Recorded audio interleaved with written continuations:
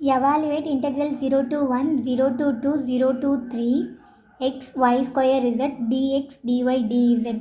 இப்போ இதை போல் மல்டிப்ளையில் வந்துட்டு கொடுத்துருந்தாங்க அப்படின்னா நம்ம அதுக்கு வந்து தனித்தனியாக போட்டு எழுதிக்கலாம்.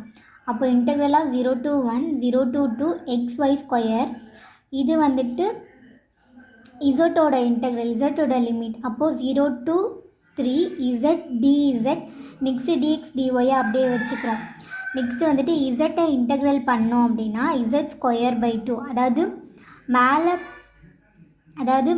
+1 பை அங்கே வந்துட்டு பவர் +1 அப்படின்னு எழுதுவோமா.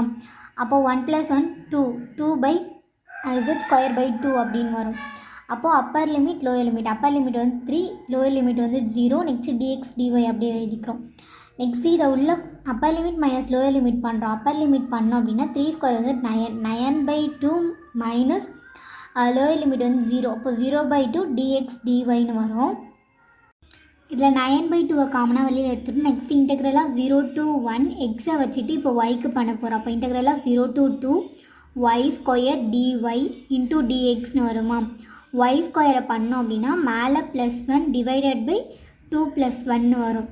அப்போது y³ 3 0 to 2 dxன்னு வரும். அப்போது 9/2 இன்டெக்ரலாக 0 to 1 x அப்பர் லிமிட் 2³ வந்துட்டு 8, அப்போ 8/3 மைனஸ் லோயர் லிமிட் வந்து 0/3 இன்ட்டு dxன்னு வரும்.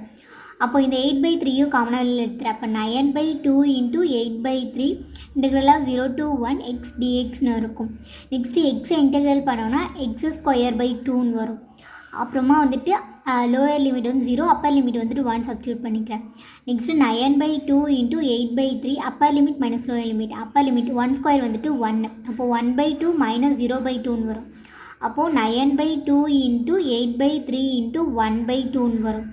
நெக்ஸ்ட்டு 8 வந்துட்டு 2 டேபிள்ஸால் கேன்சல் பண்ணோன்னா 4 டைம்ஸு. நெக்ஸ்ட்டு திரும்பவும் நம்ம வந்துட்டு 4 2 டேபிளால் கேன்சல் பண்ணோம் 2 டைம்ஸு. 9 2s are 18/3 வரும். நெக்ஸ்ட்டு இதை கேன்சல் பண்ணோம் அப்படின்னா 3 டேபிள்ஸில் கேன்சல் பண்ணோன்னா 6 டைம்ஸ், 6 3s are 18.